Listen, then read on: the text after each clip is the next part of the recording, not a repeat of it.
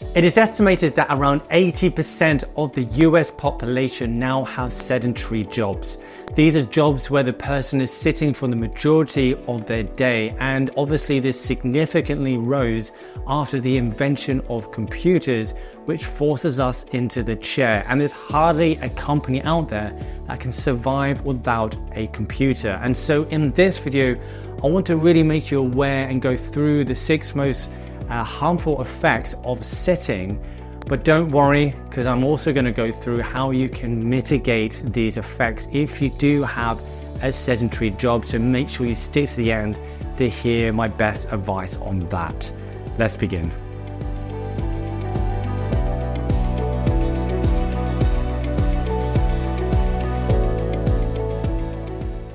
Hello and welcome back to another video. Thank you so much for joining, and if you are new here, my name is Steven.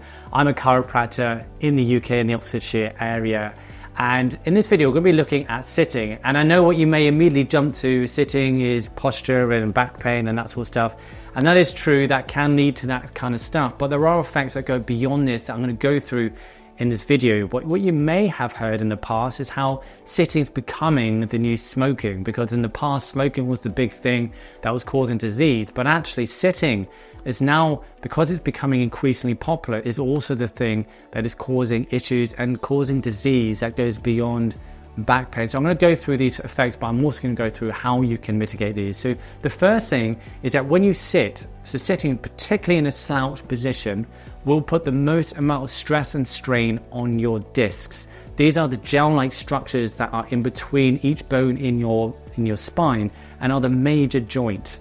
And when people get things like sciatica or herniated discs, this is the structure that is affected. And so this is why if you have a sedentary job, you're actually much more likely to get sciatica or back issues. And it's partly because there's much more pressure going on in that disc. And also if you're not moving, that also puts more trauma to the disc, because the center of that disc doesn't have a blood supply. So it actually relies on movement for blood, for nutrients to get in and for waste products to get out of that disc, so there can be a healthy exchange and healing occurring in that disc. Now the position that's going to put the least amount of stress on your back is going to be either lying down or being upright, so standing and walking around. Walking is a fantastic exercise for the low back, mainly because you don't have a huge amount of stress on the low back, but you're also moving. So you're actually pumping the nutrients in and out of that disc, which then really helps with healing, which is why the number one tip I give to people with back pain is to walk. And number 2 is it can have a dysfunctional effect on your muscles in a couple of ways. The first thing is that it's going to cause weakness. Now, one reason for that is because you're not using the muscle as much, and if you don't use it, you're going to lose it. But also because you're going to stretch certain muscles. For example, when you're sitting, the muscles on your buttocks, so your glutes, are going to be in the more stretched position. The more that they stay stretched, the weaker they can get over a long period of time. And then what you end up getting on the other side is muscles that start to tighten. So for example, with the low back, it'll be your hip flexors. So the muscles that are going to bring your hip upwards is going to get tighter. This protection should come from your muscles, but if they're dysfunctional, then you can start to get less stability. And so when you're moving or you go to pick up that pencil, then you're more likely to get a sudden pain or sciatica or back pain, whatever it may be. Number 3 is that when you're sitting, your joints aren't moving. And this is a problem because unlike a car, with a car, the more that you use it, the more wear and tear you get. And when you go to buy a car, you're looking to see how much the mileage is. And the more the mileage, then the less it's going to be worth, because you know it's got less time until that car will eventually die.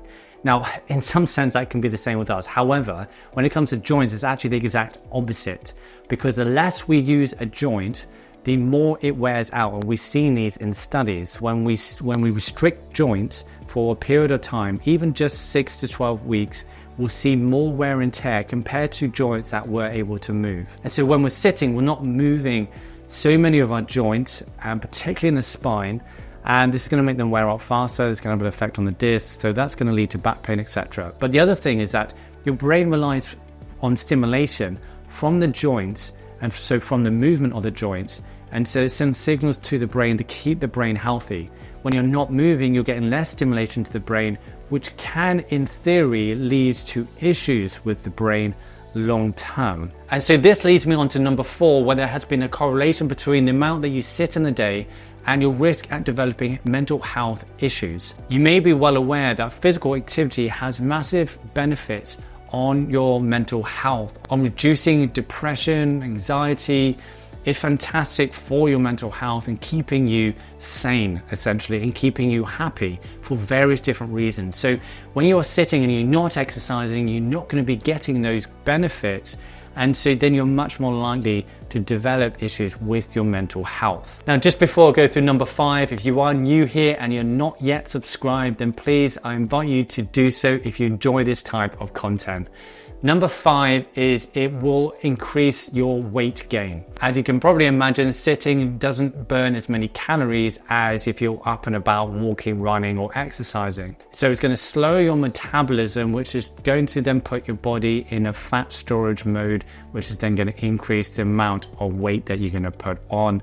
So you really want to keep moving as much as you can if you want to lose weight, which I think is generally common knowledge. Now, number 6, I think is the most interesting, and that is going to reduce your blood flow. Your heart is constantly pumping blood around your body, so you've always got blood flow going around. However, movement is the thing that's going to help increase that. Obviously, when you're moving, you're going to be increasing your heart rate, which is going to get blood around faster, which is going to help with the nutrients getting to your tissues and the waste products going back and getting recycled, etc.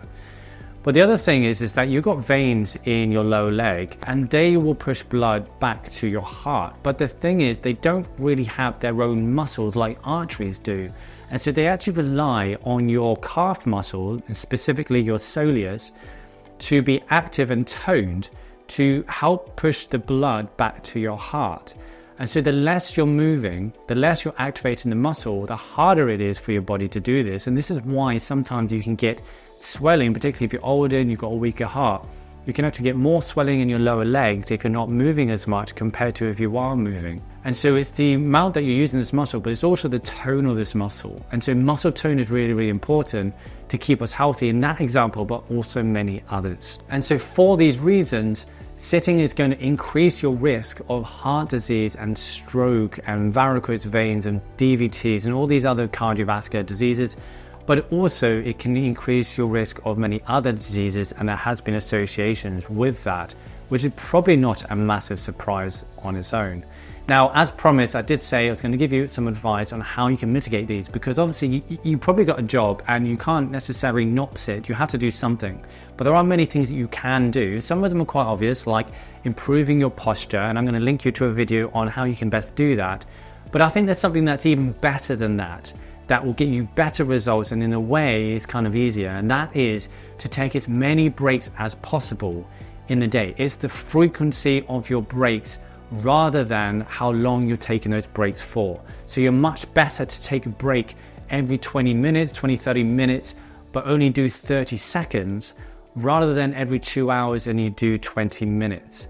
So if you can do these quick breaks really frequently, so getting up to go to the loo or getting a coffee or a drink, or even just walking around your desk is going to be really helpful. You want to break up the length of time that you're sitting in one position and keep your body moving as much as possible. Now, obviously, the longer the breaks, the better. But if taking a 10-minute break means that you're going to take it less often, you're better to take it more often and make the breaks less. The other thing, of course, that you can do is get a standing desk, and specifically a standing desk where you can bring it from standing to sitting. So you can change the position from high to low so that you can go from sitting to standing to sitting, etc. And if you can change that position as much as you can throughout the day, this will have a positive impact, because you're going to be changing the pressure you're putting on your body. You're also going to be moving from the sitting to standing position, etc. So that is a really, really good thing you can do. Now, I would highly suggest that if you have a desk job, to check out this video that will pop up in just a second here on how you can improve your desk posture. Now, probably a lot of things you would have already heard of, but there may be one or two things you haven't. And anything you can do to improve it will have a massive impact on your spinal health, but also on your general health. So do check that out. But just before that pops up, don't forget that you can get 10% off Vivo barefoot shoes that I personally wear every single day. These are natural shoes that are really, really fantastic. You can then also get a free first bag of coffee. This is a super healthy organic coffee called XL coffee that I'll highly recommend. It just costs you a couple pounds for postage, so go and get yourself a free bag of coffee. And then 10% off Athanase, which is a superfood specifically formed for men. And then lastly, 15% off Fussy, which is a natural deodorant that I use every single day that doesn't have any of the harmful chemicals. I'll see you on this video or my next. Thanks for watching.